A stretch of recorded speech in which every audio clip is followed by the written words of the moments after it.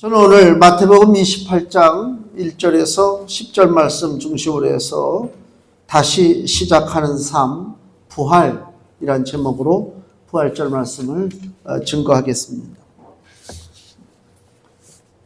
무엇이든 다시 시작할 수 있다면 얼마나 여유롭고 좋을까 그 생각을 가져봅니다. 그렇잖아요. 우리가 뭐 하다가 실수할 때가 있죠. 근데 다시 해. 그래요? 다시 하면 좋지. 시험, 입시라든가, 취업, 시험 보러 갔는데, 잘못됐어. 다시 해. 다시 봐도 돼. 위로가 되죠. 모든 일에 다시 기회가 주어지면, 얼마나 성공의 기회가 더 많아질 테고, 기쁨의 기회가 더 많아질 거 아닙니까? 근데 세상은 다시 시작하는 것을 허용하지 않습니다. 그게 세상이 무서운 거예요. 우리는 연약하니까 생각이 잘못될 때도 있고 행동을 잘못할 때도 있어요. 이거 다시 했으면 좋겠는데, 근데 세상이 그걸 용납하지 않아요. 그러니까 억울한 일도 있고, 화나는 일, 속상한 일, 아쉽고 이런 말할 수가 없죠. 다시 기회가 없는 것이 세상이에요. 그래서 세상이 악착 같아요. 이번 기회가 지나가면 끝이라고 생각하니까 사람들이 악착같을 수밖에 없어요. 남을 쓰러뜨리든지 남을 상처를 주든지 죽이든지 이런 일들이 막 세상에 벌어지잖아요. 이런 세상에 예수께서 부활하셨어요. 그게 뭐예요? 다시 시작하는 거예요. 그게 소망이에요. 우리에게 다시 시작할 수 있는 은혜를 주셨다. 얼마나 감사한지 몰라요. 그렇잖아요. 모든 인생이 지나가면 그만이잖아요. 죽고 부패하고 사라지고 이것이 인생 법칙인데 예수님의 부활을 통해서 이 법칙이 깨지는 거예요. 누구든지 다시 시작할 수 있는 은혜를 주께서 주신다 이거예요. 이게 감사한 거 아닙니까? 젊었을 때는 모르지. 다시 시작하곤 뭐하곤 그거 별 상관없는 것 같은데 나이 먹으면 먹을수록 다시 시작하는 게 얼마나 좋을까. 5년만 젊었으면 10년만 젊었으면 그러면 내가 이것도 한번 해볼 텐데 그런 거 있잖아요. 세상이 용납하지 않더라도 예수께서 부활하심으로 우리에게 다시 시작하는 삶을 허락해 주신 줄로 믿습니다. 다시 시작하는 삶은 하나님이 우리에게 주신 은혜의 선물이에요. 죽었다가 살아나는데 못할 게 뭐가 있어요? 그렇잖아요. 간단하죠. 복잡할 거 아닙니다. 예수 부활로 인해서 믿는 우리가 다른 삶에 대한 소망으로 충만한 것입니다. 그러니까 세상은 갈수록 낙심이요, 갈수록 쭈그러들어요. 그래서 젊었을 때 한가락하던 사람들이 나이 먹어서 소망이 뭐냐 물어보면 6시 내 고향에 나와 얘기하는 사람들이 다 그런 얘기하대. 노인네들이. 어떤 아저씨가 그러더라고. 자기 아내와 행복하게 평화롭게 사는 것이 꿈이래. 예? 꿈을 좀 미리 좀 꿨으면 좋았을 텐데 실컷 속색이다가 쭈그러드는 거예요. 자기도 모르게 이제는. 청문회 푸른 꿈을 가지고 이런 거 이제 지났어. 그냥 아무 문제 없이 아프지 말고 살다가 이러잖아요. 그 인생의 그게 다 그렇게 쭈그러든단 말이에요. 사도 바울이 담대한 모습을 보이는 장면이 나오는데요.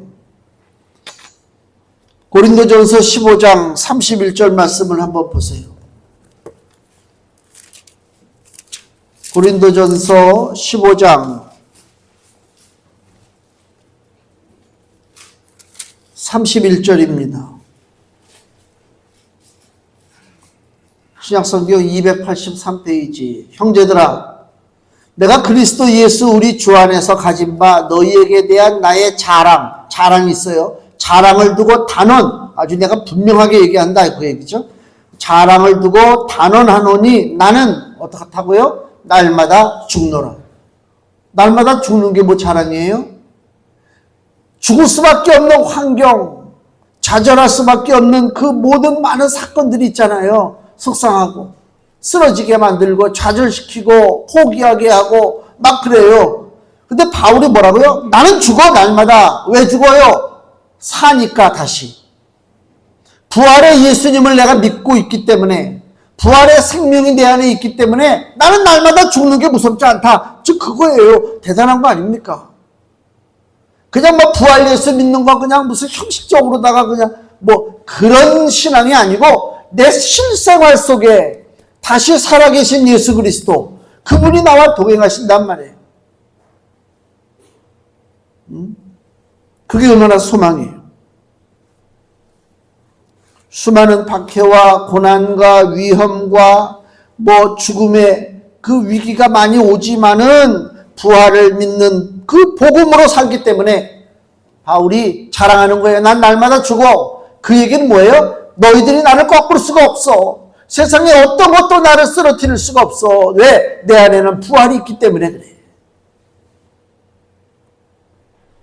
참 우리가 본받아야 할 믿음이란 말이에요.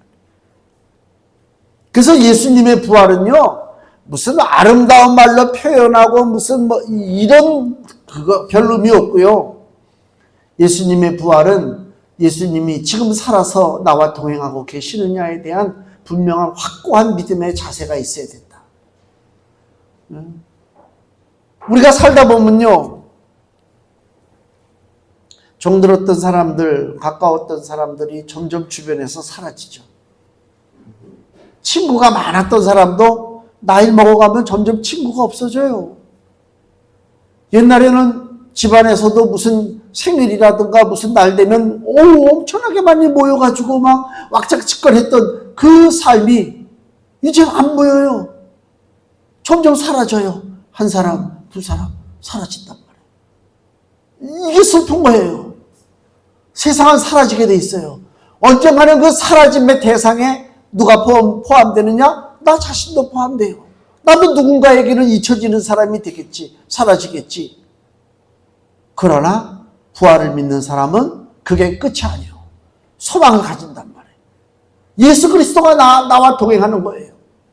내가 일생 엄마 뱃속에서 응애하고 태어나서부터 나랑 동행하는 사람들이 있잖아요. 쭉 어린 시절, 초등학교 시절, 중학교 시절, 고등학교 시절, 청년 시절 쭉 자라면서 나랑 동행하는 사람들이 점점 바뀌고 달라지고 사라지고 없어지고 외로워지고, 그런데 끝까지 나를 떠나지 아니하고 나와 함께 하시고 나를 붙잡고 계신 분이 계시는데, 그분이 누구라고요? 부활하신 예수 그리스도란 말이에요. 그 예수님 의지하는 거예요. 세상 의지할 거 없어요. 아무 소용 없어요. 주님을 바라보고 나가야 된단 말이에요. 예수님의 부활은 우리에게 주시는 하나님의 은혜의 선물입니다. 근데 예수님의 부활을 보기 전에 먼저 십자가에서 일어난 일을 우리가 알아야 돼요. 그래야 부활이 귀한 거예요. 마태복음 27장을 보세요. 바로 그 앞에 46절. 예수님이 십자가에 돌아가실 때에 부르짖는 말씀입니다. 마태복음 27장 46절. 제9시쯤에 예수께서 크게 소리질러 가라사대 엘리 엘리 라마 사박다니 하시니 이는 곧 나의 하나님 나의 하나님 어찌하여 나를 버리셨나이까. 예수님이 십자가에서 부르짖는 소리입니다. 죄인 된 사람이 하나님으로부터 버려짐을 당하는 순간입니다. 지금 그렇잖아요. 어찌하여 하나님 나의 하나님 어찌하여 나를 버리셨나이까. 사람은요, 하나님으로부터 버려짐을 당하는 것에 대한 두려움이 있어야 돼요. 뭐가 두렵냐? 뭐 돈이 없어지고 몸이 쇠약해지고 그게 두려운 게 아니고요. 하나님으로부터 버려지느냐? 거기에 대한 두려움이 있어야 돼요. 하나님으로부터 버려진다는 얘기는 뭐예요? 마귀가 찾아오지 당연히. 사단의 밥이 되는 거지. 지역자식이 되는 거지. 저주가 있는 것이지. 영원한 고통이 있는 것이지. 그렇단 말이에요. 왜 사람이 하나님으로부터 버려짐을 당하느냐? 하나님과 우리 사이에 죄악의 담벼락이 있기 때문에 그래요. 죄악의 담벼락이 가로막아서 하나님과 우리 사이를 왕래하지 못하도록 만든단 말이에요. 그래서 하나님으로부터 본의 아니게 버려짐을 당하는 거예요. 그게 하나님의 진노하심을 일으키는 거란 말이에요. 결국은 로마서 5장 12절 말씀을 보시면 로마서 5장 12절 이러므로 한 사람으로 말미암아 죄가 세상에 들어오고 죄로 말미암아 사망이 왔나니 이와 같이 모든 사람이 죄를 지었으므로 이 죄가 뭐라고요? 하나님과 우리 사이를 가로막는 담벼락이란 말이에요. 모든 사람이 죄를 지었으므로 사망이 모든 사람에게 이르렀느니라. 아멘. 이거 보세요. 하나님은 우리에게 생명을 주셔요. 하나님이 우리에게 주는 건 생명입니다. 생명을 우리가 공급받잖아요. 근데 하나님과 우리 사이에 죄악의 담벼락이 있기 때문에 하나님으로부터 오는 생명이 오질 못해 나에게. 생명이 안 오면 뭐가 와요? 사망이 오는 거잖아요. 간단해요. 이 땅에 존재하는 모든 것은 두 가지 길이요. 생명의 길이냐 사망의 길이냐 이거밖에 없어요. 근데 하나님과 죄악 때문에 담벼락이 맞춰있는 인생은 생명의 길이 이미 잘라진 거예요. 에덴 동산에서 아담과 하와가 죄를 졌잖아요. 쫓겨나죠. 쫓겨나는데 그냥 쫓겨나는 것이 아니라 생명의 길을 하나님이 막아버려요. 그 불타는 그 불꽃 가운데 그 길을 막아버려서 생명길로 못 가게 해요. 왜? 야, 하나님도 참 너무하시지. 자기가 아담과 하와 만들어 놓고 나서 죄 한 번 졌다고 어떻게 생명길을 막냐? 생명길로 가서 살게 해줘야지. 그게 우리들의 생각이잖아요. 하나님의 생각은 죄인 된 인간이 그 죄 문제가 해결되지 않은 상태에서 생명길로 간다? 이것처럼 비극이 없어요. 죄악된 인간이 영원한 생명을 누리고 산다? 세상이 왜 시끄러워요? 이상하게 악한 놈들이 설쳐되잖아. 여기저기서. 근데 더 비극이 뭐냐면요. 만약에 푸틴이 그랬나 시진핑이 그랬나 자기들 오래 살 수 있다고 어느 날 갑자기 푸틴도 그렇고 시진핑도 그렇고 자기들은 영원히 산다. 과학의학이 발달해서 그러면 그것처럼 저주가 없어요. 그렇잖아요.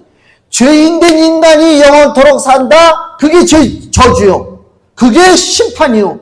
그게 불행이란 말이에요. 그래서 하나님은 아담과 하와를 사랑하지만 죄 문제가 해결되지 않은 상태에서 영원한 생명길로 가면 안 되기 때문에 그 생명길을 막아버리신 거예요. 죄악의 담벼락이 생긴 거란 말이에요. 그 죄악의 담벼락을 누가 이제 허물어 주셨느냐? 예수 그리스도께서 십자가에 매달리셔서 허물어 주는 거예요.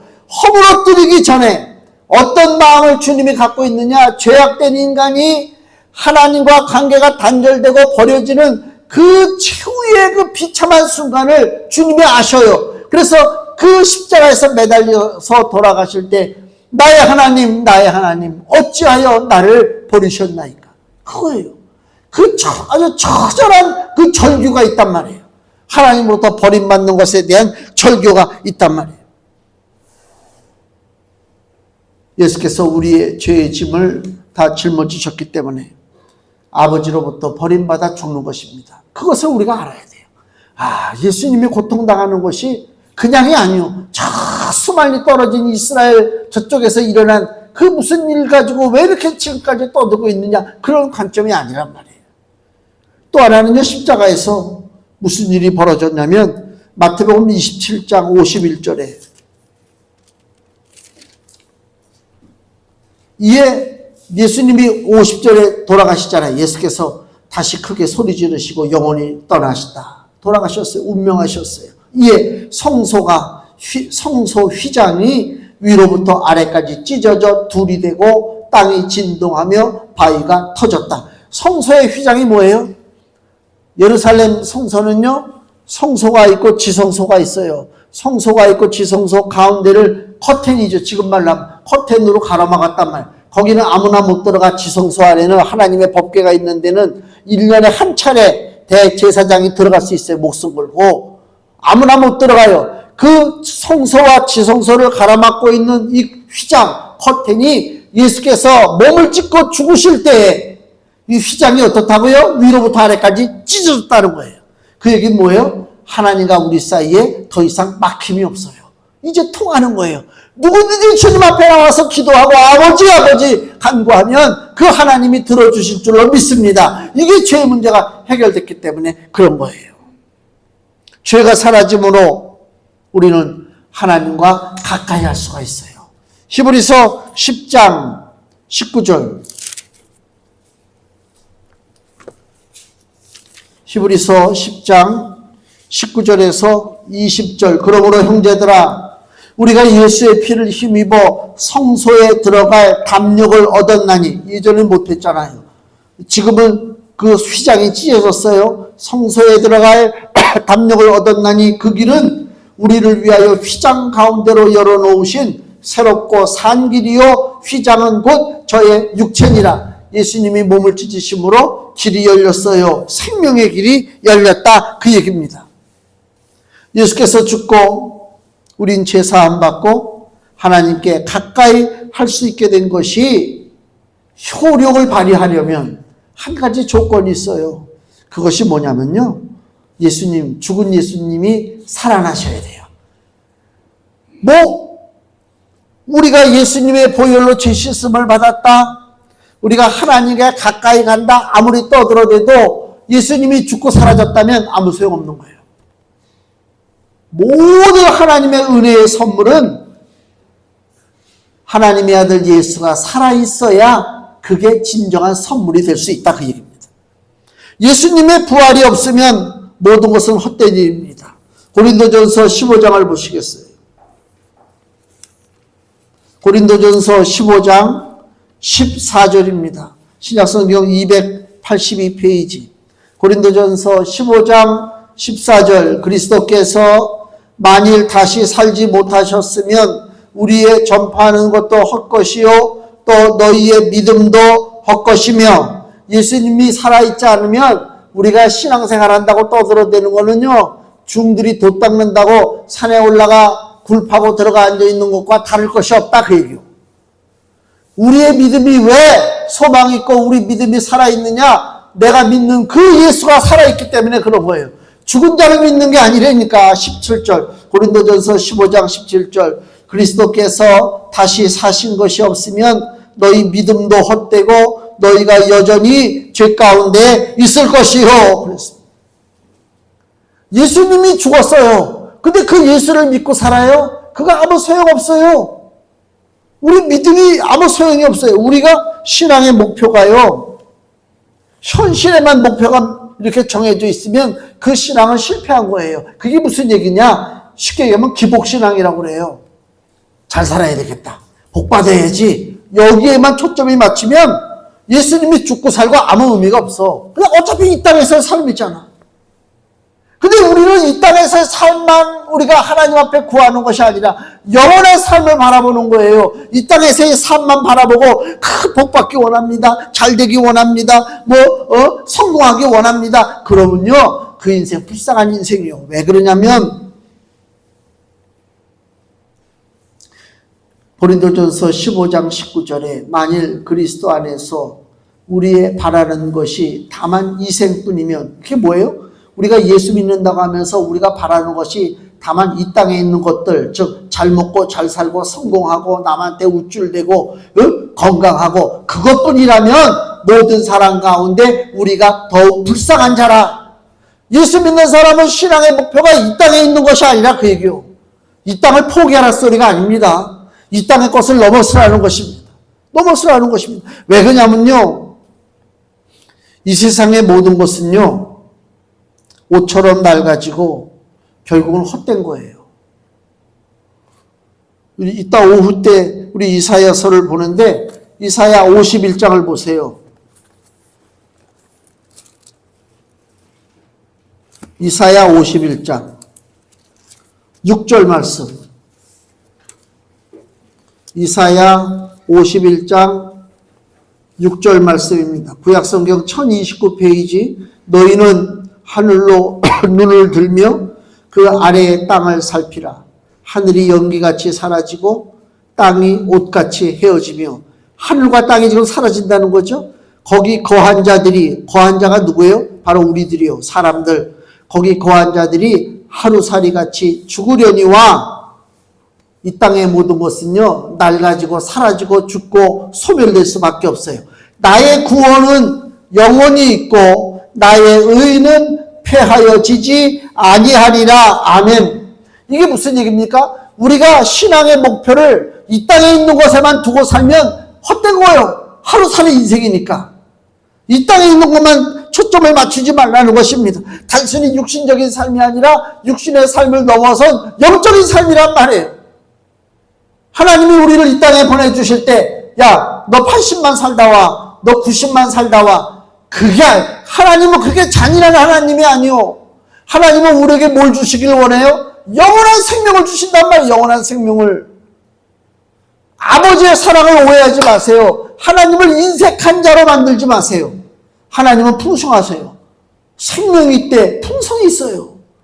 하나님이 주시는 것은 영원한 것이에요. 근데 우리는 자꾸만 영원한 것을 바라보지 않고 이 국한적으로 세상적인 것만 바라보고 산단 말이에요. 우리가 부활의 예수님을 만나야 삽니다.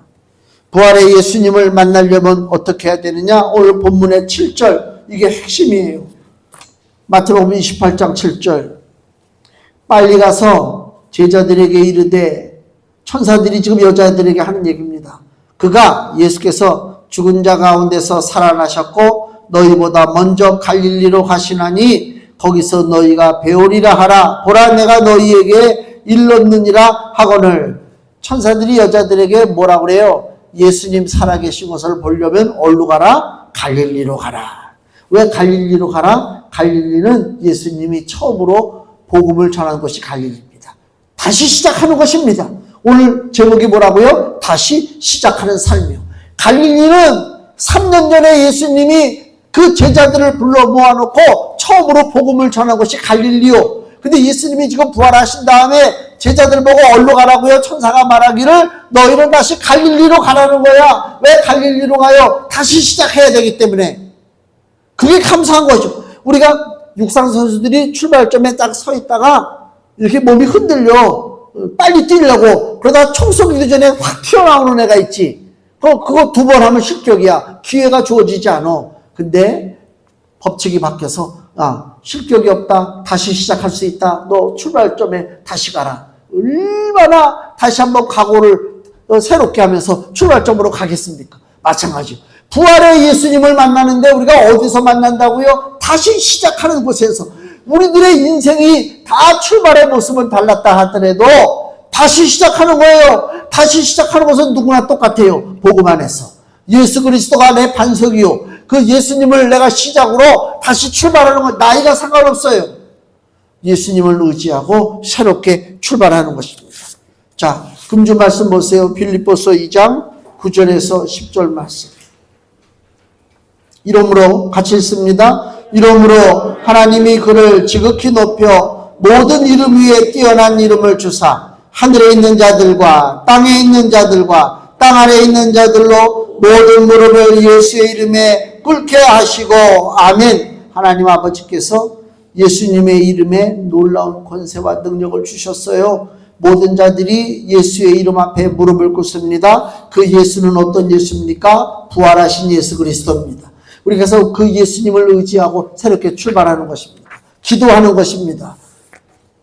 부활을 맞이해서 공허하고 미사여고 동원된 예수님의 부활에 대한 이야기가 아니라 주님과 함께 다시 한번 우리 인생에 새로운 출발이 이루어져야 되겠다. 다시 한번 각오를 다짐하시고 결단하셔서 예수 그리스도와 함께 다시 출발하시는 부활의 생명이 되시기를 예수님의 이름으로 축원을 드립니다. 기도하겠습니다.